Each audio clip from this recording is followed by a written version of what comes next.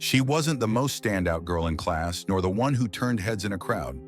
But Kate Middleton always knew who she was. From the quiet village of Bucklebury to the lecture halls of St. Andrews, she entered William's life as gently as a breeze. The sapphire ring marked the beginning of it all, a fairy tale wedding, scrutinizing gazes, and relentless media pressure. Yet Kate never chased the spotlight.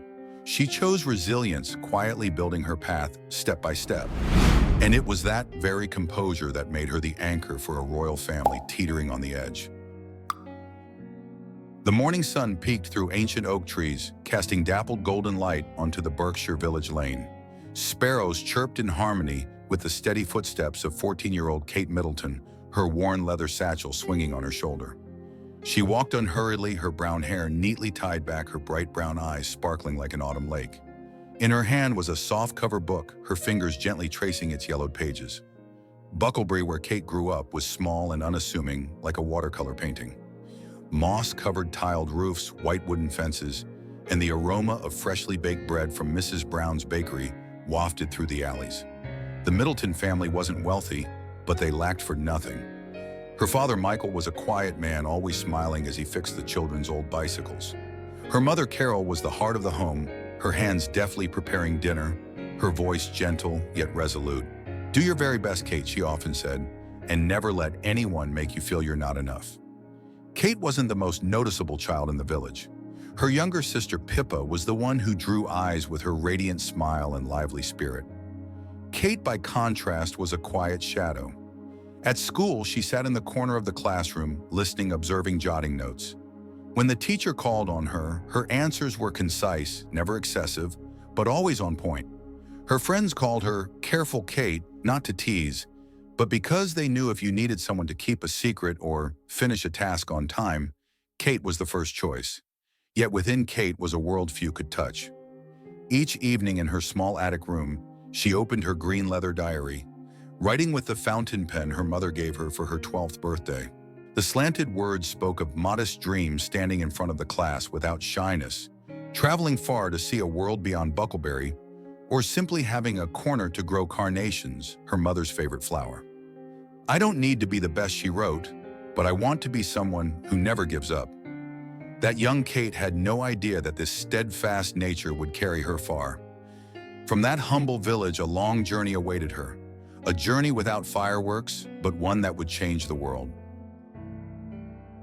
The sea breeze from St. Andrews Bay swept through the cobblestone streets, carrying the crisp chill of a Scottish autumn. Kate Middleton, now 19, walked along the path to the lecture hall, her navy coat hugging her slender frame. Her brown hair fell loosely, her bright eyes glinting with curiosity, tinged with a hint of unease. The University of St. Andrews was unlike Bucklebury, vast, historic, and filled with unfamiliar faces. But Kate hadn't come to seek glory. She came to find herself, to continue sketching the quiet dreams she'd penned in her leather diary. She chose art history not for its trendiness, but because she loved how paintings told stories. During lectures, she sat in the middle row, neither standing out nor hiding. Her pencil glided swiftly across her notebook, capturing details about Caravaggio's paintings or Gothic architecture. Classmates called her Kate Middleton from Berkshire, their voices laced with curiosity, but she only smiled unfazed. She didn't need to be the center of attention. She wanted to learn, to understand, to grow. But fate, like a silent artist, drew an unexpected stroke. One late autumn afternoon in the Mackintosh Library, Kate sat by a window, pale sunlight streaming through ancient glass. She was reading a book on the Renaissance, her hand absent-mindedly twirling her fountain pen, a habit from her Bucklebury days. Light footsteps approached and a low, warm voice broke the stillness. "Sorry, is this seat taken?" Kate looked up, slightly startled. Standing before her was a tall, lean young man. His blonde hair tousled his blue eyes, weary yet guarded. She recognized him instantly. William Wales, the name whispered across campus since the first day. A prince heir to the throne, but now just a freshman with a worn backpack and a gaze that seemed to flee from something. "Yeah, it's free," Kate replied softly, betraying no surprise. She slid the empty chair out, her gesture as natural as if inviting an old friend. William sat placing his books on the table, but his eyes flicked toward her, lingering briefly, as if searching for something. Kate returned to her book, though her peripheral vision caught his presence. No fireworks, no destined moment like in novels. Just two people, two worlds brushing against each other in a quiet library corner. In the days that followed, Kate and William crossed paths more often. They shared a few classes, a group of friends, and sometimes moments of silence. William, despite his royal title, wasn't approachable. He spoke little, kept his distance, as if afraid someone might see the unhealed wounds he carried. Kate sensed it but didn't pry. She wasn't the type to prod or cling. She listened when he suddenly mentioned a painting he admired, or chuckled softly when he clumsily dropped his pen. One evening at a student party in the dorms, Kate stood in a corner, a glass of orange juice in hand.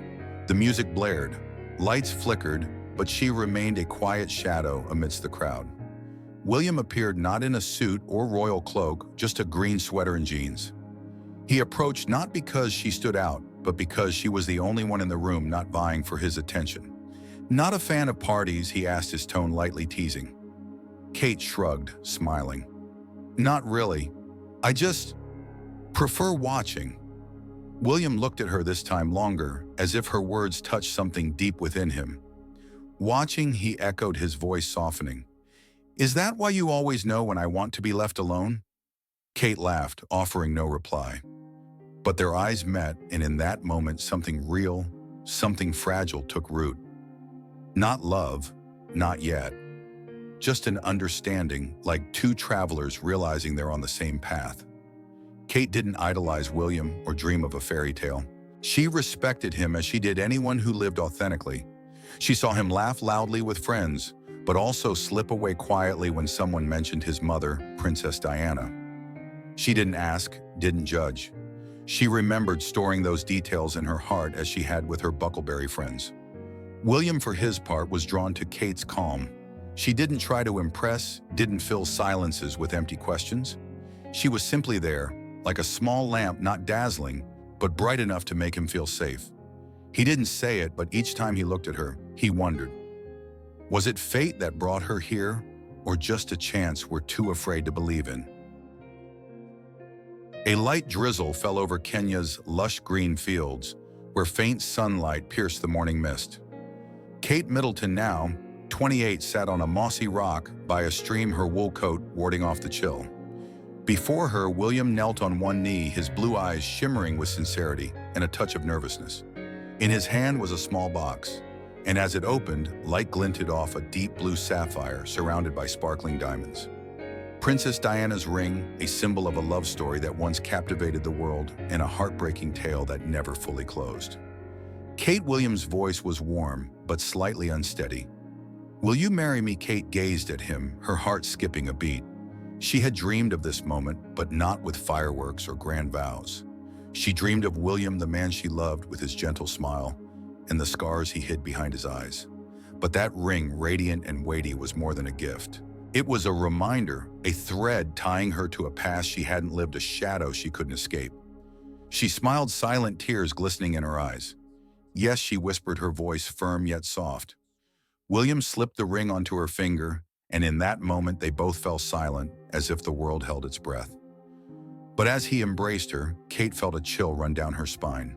The ring fit perfectly, but it was heavier than she expected, not from gold or gems, but from the invisible expectations it carried. The wedding day arrived like a page torn from a fairy tale.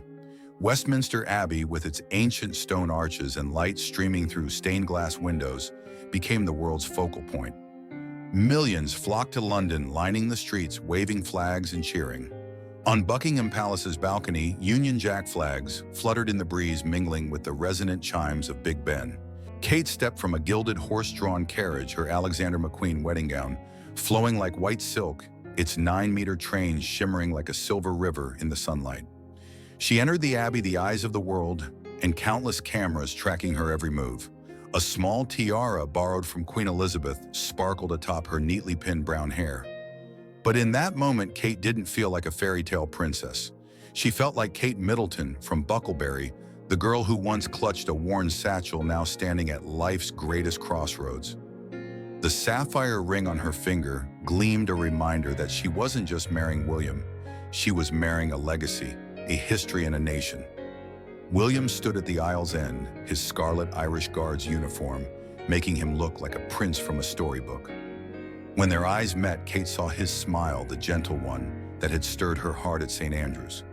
But she also saw the tension in his shoulders, as if he carried the world's weight. They exchanged vows, their voices ringing through the Abbey's hushed sanctity, and as William slid a gold wedding band onto her finger, the crowd outside erupted in cheers. On Buckingham Palace's balcony after the ceremony, Kate and William appeared hand in hand, their kiss drawing tears from millions. Children waved flags, elderly women dabbed their eyes, and the world seemed to believe that love could rewrite history's painful chapters. Early summer sunlight filtered through the tall windows of Kensington Palace, glinting off polished wooden floors. Kate, now the Duchess of Cambridge, stood before a mirror, adjusting an elegant blue hat. Her hands trembled slightly, not from nerves, but because she knew dozens of camera lenses awaited beyond the door. Today was her first official engagement as a royal, a charity event at a London children's hospital. She took a deep breath, smiling at her reflection. "I'm ready," she thought, though deep down she knew she was stepping into a world where every glance was a judgment. Those early days as a royal were like walking a tightrope under a blazing spotlight. Kate was no longer the girl from Bucklebury or the carefree student at St. Andrews. She was Catherine the Duchess, a woman the world watched, compared, and critiqued. She quickly learned that the royal family was more than ceremonies and crowns. It was a labyrinth of tradition, expectations, and unrelenting scrutiny.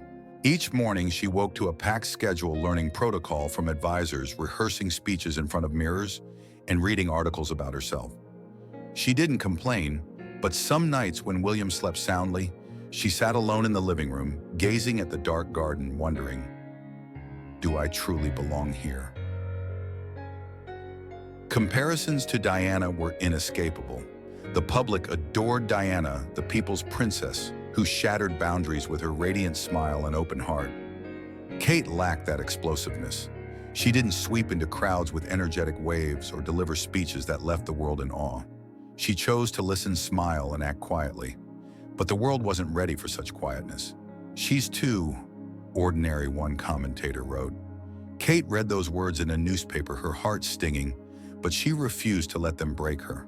Camilla, the Duchess of Cornwall, was a different story. If Diana was a flame, Camilla was a river, deep, reserved, and patient. Kate often observed her at royal events, noting how she maintained distance yet controlled situations with a sharp gaze. Once at a Buckingham Palace reception, Kate overheard Camilla tell a guest, "The royal family doesn't need stars, it needs survivors." Kate wasn't sure what she meant, but the words stuck with her. "I'll survive," she vowed, but not by becoming someone else. There were moments of solitude, but Kate didn't let them turn to despair. One evening, after a long day of engagements, she stood alone in Kensington Palace's garden, watching carnations bloom under the moonlight. She thought of her mother of Bucklebury afternoons when Carol taught her to sow seeds and wait. "Everything takes time," Kate, her mother, had said. "Be patient, and you'll see them bloom." Kate smiled, touching the sapphire ring on her finger. "I'll bloom too," she thought, "in my own way." William was her rock. He didn't promise an easy world, but he was always there with quiet handholds and simple encouragement. "You don't need to be my mother or Camilla," he said once as they sat by the fireplace. "Just be Kate, the one who makes me believe we can do this." His words were a beacon, lighting her darkest days. Kate stepped out of the palace flashes, bursting relentlessly. She wore a navy coat, its color reminiscent of her St. Andrews days. The crowd cheered, calling her name. She smiled, her hand lightly clutching a small purse. In that moment, she didn't hear the cameras or comparisons. She heard only her own voice whispering from within. "Keep walking, Kate. Be yourself." And she walked unhurried but resolute, as she always had. Rain poured over London, tapping steadily on Kensington Palace's tall windows. Kate stood by a window, her gaze drifting over the misty garden, where carnations bowed under the downpour. Inside, the room glowed with fireplace warmth, but the air was heavy, foreshadowing a storm, not the one outside, but the media tempest sweeping through the royal family. News of Harry and Meghan stepping back from senior royal roles, dubbed Megxit by the press, had exploded like a bomb, its fragments scattering across every corner of the palace. Kate, now 38, was no longer the naive girl from Bucklebury or the novice duchess. She was the Duchess of Cambridge, the woman the public expected to steady the royal ship amidst the waves. But as she flipped through the morning papers, sensational headlines glared back: royal family falling apart. Harry betrays the Queen, will Kate and William fill the void? She closed the paper, her fingers brushing the sapphire ring. A void, she thought, as if a family could simply fill each other's gaps. Pressure crashed onto Kate and William like relentless waves. The public, accustomed to the royal family as an unshakable symbol, was rattled by the rift. Harry, once William's mischievous younger brother, was now the focus of criticism. Meghan, with her radiant smile and free spirit, became the target of venomous words. The press dug relentlessly, from trivial details like Meghan's outfits to graver accusations of palace conflicts. Kate read the articles, her heart heavy. She didn't judge Harry or Meghan. She understood more than anyone that the royal family could be a gilded cage, beautiful but stifling. But the public didn't want understanding. They wanted answers, someone to stand up and say everything was fine. That role, though unspoken, fell to Kate and William. They had to appear more, smile more, work more to fill the void. Engagements piled up, from hospitals to schools, from Britain to Commonwealth nations. Kate prepared speeches late at night when the children slept, the dim desk lamp casting shadows on her face. She didn't complain, but in moments before the mirror, she saw exhaustion in her eyes, like a boat swaying in a storm. Amid the chaos, Kate chose her own path: quiet action. One morning, as the Harry-Meghan scandal peaked, she visited a community center in Manchester, meeting single mothers struggling with life. She sat with them, listened, and shared her own challenges as a mother. No cameras captured that moment, but one woman later wrote to her, "You made me feel less alone." Kate kept that letter in her desk, a reminder that her quiet efforts mattered. William, despite his own pressures as heir, was her anchor. One evening, as they sat in the living room, the fireplace flickering, he took her hand. "I know you're tired," he said, his voice low. "But you're doing what no one else can. You're giving hope." Kate looked at him, her eyes glistening. "I don't want to be a flame, William," she replied. "I just want to be a lamp bright enough for people to find their way." He smiled, squeezing her hand, and in that moment they knew they'd weather the storm together. The chandelier in Buckingham Palace's private meeting room cast a soft golden glow, reflecting off intricately carved wooden walls. Kate, the Duchess of Cambridge, sat at one end of a long table, her navy dress hugging her slender frame. Her hands clasped tightly in her lap to mask a flicker of tension. Across from her sat Charles, Prince of Wales, his face pensive, and Camilla, Duchess of Cornwall, her sharp eyes unreadable. William sat beside Kate, his shoulders stiff as if bearing the weight of a monarchy. The room was silent, save for the ticking of a wall clock, like the heartbeat of a royal family counting down. This was a meeting to discuss the future as Queen Elizabeth's health waned, and the public sought a new symbol to trust. Charles broke the silence, his voice low and measured as one accustomed to fateful discussions. "We must prepare," he said, his gaze sweeping the room. "The public needs a symbol, someone to inspire confidence, especially now." His eyes lingered on Kate, brief, but weighted like an invisible arrow. Kate lowered her gaze, her fingers gently turning the sapphire ring on her hand. She felt the gravity of his words, though no one said it outright. "It's you, Kate. The public needs you." Camilla, seated beside Charles, maintained a composed expression, but her hand tightened around the green silk scarf in her lap. She spoke little, nodding, as Charles mentioned upcoming public events. But when an advisor suggested Kate and William lead a national charity campaign to unite the people, Camilla cleared her throat. "A fine idea," she said, her voice soft but sharp as a thin blade. "But the royal family needs stability, not a shining star." No one responded, but the room's air grew heavy, as if an invisible line had been drawn. Kate didn't meet Camilla's eyes, but she sensed her gaze, not hostile, but probing, tinged with resignation. Camilla, who had spent a lifetime carving her place in the royal family, enduring decades of harsh criticism, now faced an unspoken truth: the public loved Kate more. Not because Kate fought for it, but because she touched their hearts with quiet sincerity. Camilla knew, though she wouldn't admit it, that she had lost not in a public battle, but in the silent contest of affection. After the meeting, Kate and William walked down the palace's long corridor, their footsteps echoing on the marble floor. William took her hand, his voice low. "You saw Camilla's look, didn't you?" he asked, not expecting an answer. Kate nodded, her eyes pausing on the portraits lining the walls. Kings, queens, figures who had stood at history's crossroads. "She's not wrong," Kate said softly. "The royal family needs balance. But I don't want to be a star, William. I just want to do what's right." William stopped looking at her, his eyes filled with admiration and concern. "You're doing it, Kate," he said. "The public loves you not because you try, but because you're you." Kate stepped out of Buckingham Palace, the sunset gilding London. The crowd cheered, calling her name, but she only smiled.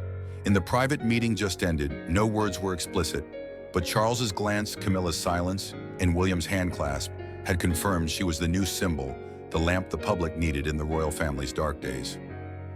From the girl clutching a satchel on a Berkshire lane, Kate had become the Duchess of Hearts, not with Diana's blazing light or Camilla's shrewdness, but with her own quiet resolve. She hadn't sought a crown, but the crown had found her.